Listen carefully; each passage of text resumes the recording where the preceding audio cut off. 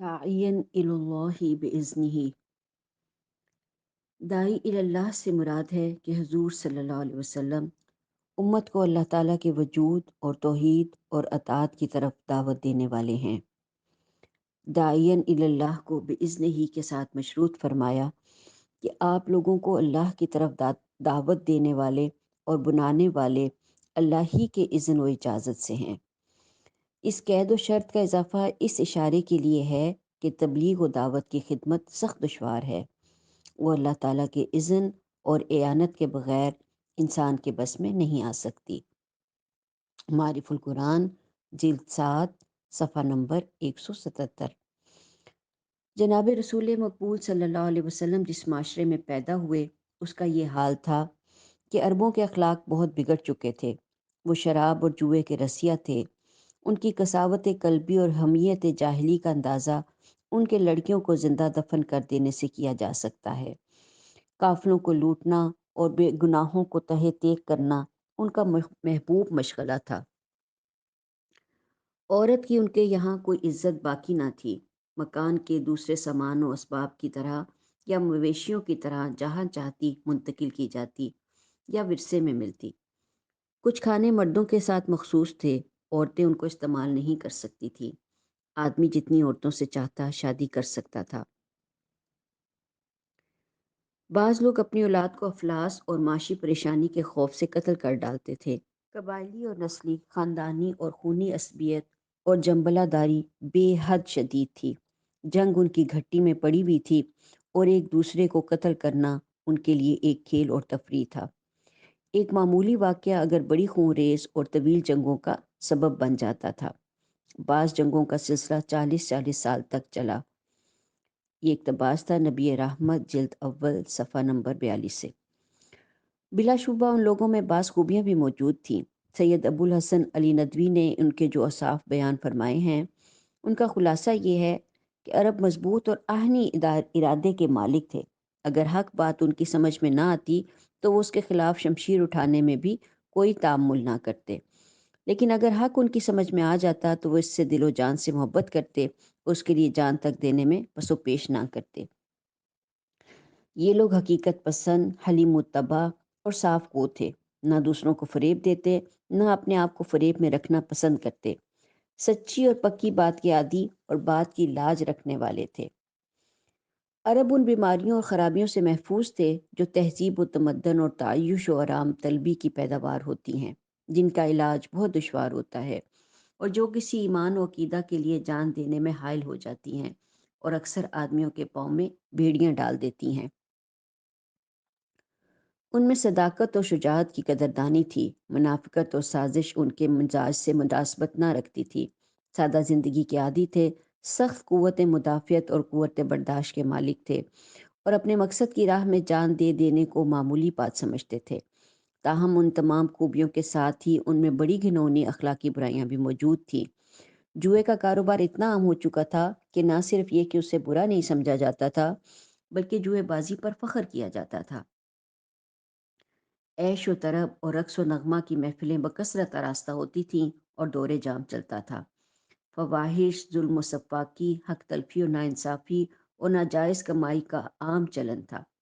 ज़ालिमाना इंतकाम लेने को फ़ख्र की बात समझा जाता था और दुश्मन को माफ़ कर देना गोया बहुत बड़ी कमज़ोरी और बुज़दिली की बात थी। तारीख़ बताती है कि शुमाली अरब के लोग हज़रत इस्माईल अलैहिस्सलाम की औलाद थे, जो खुदा के नबी थे। फिर यहाँ खुदा का घर था, जिसे वो अपना मरकज़ भी समझते थे। ज़माना दराज तक उनके यहाँ बुत परस्ती का कोई वजूद ना था। यहाँ तक कि एक शख्स अमर बिन लुही खुज़ाई का दौर आया। ये पहला शख्स था जिसने बुत परस्ती का आगाज़ किया और हलाल व हराम के वो कायदे वज़ा किए जो शरीयत इब्राहिमी में नहीं थे।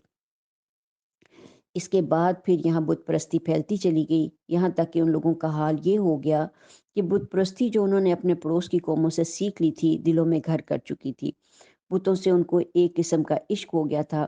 चुनांचे सिर्फ काबा के अंदर और सहन में 360 बुत थे, जिनमें सबसे बड़ा हुबल था। ये बुत सुर्ख अकीक का बना हुआ था, इंसान की शक्ल में था, जिसका दायां हाथ टूटा हुआ था। कुरैश ने उसको इसी तरह से पाया था। इसमें उन्होंने सोने का हाथ लगवा दिया था। کعبہ کے سامنے دو بت رہتے تھے، جن میں سے ایک کا نام اصاف تھا اور دوسرے کا نائلہ۔ مکہ کے ہر گھر میں ایک بت تھا جس کی ایک گھر والے عبادت کرتے تھے۔ عزا بت عرفات کے قریب تھا اور اس پر ایک معبد بنا دیا گیا تھا۔ یہ قریش کے نزدیک تمام بتوں سے زیادہ معزز اور بڑا تھا۔ وہ ان بتوں کے سامنے تیروں سے فال نکالا کرتے تھے۔ الخلوصہ بت مکہ کے نشیب میں نصب تھا۔ اس بت کو ہار پہنائے جاتے تھے، جو اور گیہوں کا نذرانہ اس کو پیش کیا جاتا تھا۔ اس کو دودھ سے نہلایا جاتا تھا، اس کے لیے قربانی کی جاتی تھی۔ اس پر شتر مرغ کے انڈے لٹکائے جاتے تھے۔ بت مکہ میں گلی گلی آواز دے کر بیچے جاتے تھے۔ یہ اقتباس بھی نبی رحمت جلد اول صفحہ 100 سے لیا گیا۔ ایسے مشرک اور خرافات پسند لوگوں کے لیے یہ قدرتی بات تھی کہ جب انہیں خدائے واحد کی طرف بلایا جاتا اور بتایا جاتا کہ موت کے بعد دوبارہ زندہ کیا جائے گا اور ہر انسان کو اپنے اعمال کی جزا و سزا سے دوچار ہونا ہوگا، تو وہ ان نئے اور مانوس نظریات کی شدید مخالفت کرتے۔ نبی بننے کے بعد ابتدائی 3 سال تک تو پیارے نبی صلی اللہ علیہ وسلم دعوت و تبلیغ کا کام چھپا کر کرتے رہے، یہاں تک کہ خدا کی طرف سے حکم ہوا کہ فَاسْتَعْ بِمَا تُؤْمَرُ، سورہ ہجر آیت نمبر 94، ترجمہ: جس چیز کا آپ کو حکم دیا جا رہا ہے اسے ہاں کے پکارے کہہ دیں۔ اسی طرح سورہ ہجر آیت نمبر 89 ہے، وَقُلْ إِنَّنِي أَنَا النَّذِيرُ الْمُبِينُ، اور کہہ دیجئے کہ میں تو علانیہ ڈر سنانے والا ہوں۔ اسی طرح آیت ہے وَأَنذِرْ عَشِيرَتَكَ الْأَقْرَبِينَ، سورہ شعراء آیت نمبر 214، اور اپنے قریب ترین رشتہ داروں کو ڈرائیے۔ اس کے بعد آپ صلی اللہ علیہ وسلم نے اعلانیہ لوگوں کو خدا کی طرف بلانا شروع کر دیا، اور پھر جب تک اس دنیا میں تشریف فرما رہے اپنے اس فریضے کو برابر سر انجام دیتے رہے۔ راستے میں بڑی بڑی جان کا مشکلات آئیں، یہاں تک کہ دشمنان اسلام نے جان پاک پر حملہ کرنے کی کوششیں بھی کیں، مگر خدا کے فرض شناس نبی نے ہر مشکل کو برداشت فرمایا اور زندگی بھر داعی اللہ ہونے کے تقاضوں کو پورا کرتے رہے۔ دشمنان دین نے آپ کی ہنسی بھی اڑائی، ڈراموں سے بھی کام لیا، آپ کے ساتھیوں کو اذیتیں بھی دیں۔ جب دیکھا کہ ان ہتھ کنڈوں سے کام نہیں بنتا تو وفد بنا کر حضور صلی اللہ علیہ وسلم کے چچا ابو طالب کے پاس پہنچے، جو آپ صلی اللہ علیہ وسلم سے بہت زیادہ محبت رکھتے تھے اور آپ کی بہت پشت پناہی کرتے تھے۔ کفار نے ان سے درخواست کی کہ اپنے بھتیجے کو منع کر لیجئے، ورنہ ہم ایسے اور ایسے کریں گے۔ ابو طالب نے حضور صلی اللہ علیہ وسلم کو بلا بھیجا اور کہا، اے میرے بھتیجے، آپ کی قوم کے لوگ میرے پاس آئے ہیں اور ایسا ایسا کہہ رہے ہیں، ذرا میری جان کا بھی خیال کرو اور اپنی جان کا بھی، مجھ پر اتنا بوجھ نہ ڈالو جو میں نہ اٹھا سکوں۔ اس پر حضور صلی اللہ علیہ وسلم نے فرمایا، خدا کی قسم، اگر یہ لوگ میرے دائیں ہاتھ پر سورج اور بائیں ہاتھ پہ چاند رکھ دیں اور یہ چاہیں کہ میں اس کام کو چھوڑ دوں تو بھی میں اس سے باز نہ ہوں گا، یہاں تک کہ اللہ اس کو غالب کرے یا میں اس کی راہ میں ہلاک ہو جاؤں۔ چنانچہ حضور صلی اللہ علیہ وسلم نے اپنا کام جاری رکھا۔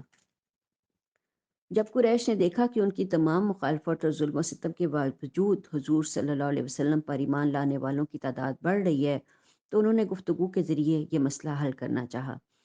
ایک شخص عتبہ بن ربیعہ ان کا نمائندہ بن کر حضور صلی اللہ علیہ وسلم سے ملا اور حضور صلی اللہ علیہ وسلم کے سامنے کچھ تجاویز پیش کیں کہ ان میں سے کوئی قبول کر لیجئے۔ تجاویز یہ تھیں کہ اگر آپ کو مال و دولت مطلوب ہے تو ہم آپ کو اتنا مال فراہم کر دیتے ہیں کہ آپ ہم سب میں سے زیادہ مالدار ہو جائیں۔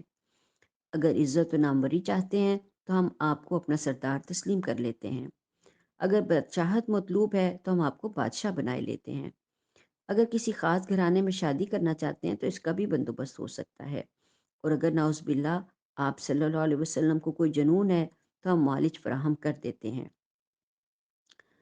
ان سب ترغیبات کے جواب میں حضور صلی اللہ علیہ وسلم نے ان کے سامنے سورہ فصلت کی کچھ آیتیں پڑھیں، جنہیں سن کر وہ اتنا متاثر ہوا کہ واپس جا کر اپنے ساتھیوں سے کہنے لگا، اے قریشیو، خدا کی قسم، جو کچھ میں نے سنا ہے، نہ وہ شعر ہے، نہ جادو ہے، نہ کہانت ہے، نہ علم نجوم ہے۔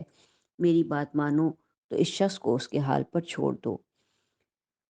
حضور صلی اللہ علیہ وسلم کے نبی بننے کے 10ویں سال ابو طالب اور ام المومنین حضرت خدیجۃ الکبریٰ نے وفات پائی، اور اس کے بعد تو آپ صلی اللہ علیہ وسلم پر مصائب کا پہاڑ ٹوٹ پڑا، مگر حضور صلی اللہ علیہ وسلم کی خدمت دین میں کوئی کمی نہ آئی۔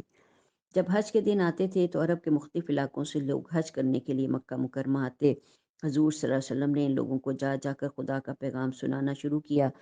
اس سے اسلام مکہ سے باہر بھی متعارف ہو گیا اور اس کی آواز مدینہ منورہ میں بھی پہنچ گئی۔ یہاں کے لوگوں نے مکہ کے لوگوں سے زیادہ جلدی اسلام قبول کیا۔ انہی لوگوں نے یہ تجویز بھی پیش کی کہ حضور صلی اللہ علیہ وسلم مکہ کو چھوڑ کر مدینہ تشریف لے آئیں۔ چنانچہ خدا کے حکم سے ہجرت ہوئی اور مسلمانوں کی اکثریت اور خود حضور صلی اللہ علیہ وسلم بھی مدینہ منورہ چلے گئے۔ تاریخ میں یہ واقعہ ہجرت کہلاتا ہے۔ ہجرت کے بعد اگرچہ مسلمانوں کو اپنا ایک آزاد علاقہ مل گیا تھا جہاں کفار کی حکومت نہیں تھی، تاہم حضور صلی اللہ علیہ وسلم کی مشکلات ختم نہ ہوئیں۔ مدینہ منورہ میں ایک تو یہودی قبائل رہتے تھے جو اسلام کی کامیابی سے بے انتہا جلتے تھے، اور دوسرے ایک گروہ ایسے منافقین کا پیدا ہو گیا تھا جو بظاہر مسلمان مگر دل میں اسلام کے مخالف تھے۔ پھر کفار قریش سے جنگیں بھی شروع ہو گئیں۔ اب حضور صلی اللہ علیہ وسلم نے ایک طرف تو ان جنگوں کا بندوبست کرنا ہوتا تھا اور دوسری طرف آپ صلی اللہ علیہ وسلم اشاعت اسلام کا کام بھی پوری کوشش اور توجہ سے سر انجام دیتے تھے۔ آپ صلی اللہ علیہ وسلم نے صرف عرب کے اندر ہی تبلیغ دین نہ کی، بلکہ عرب کے ارد گرد کے علاقوں کے بادشاہوں اور عمرا کو بھی خطوط لکھے اور انہیں اسلام کی دعوت دی۔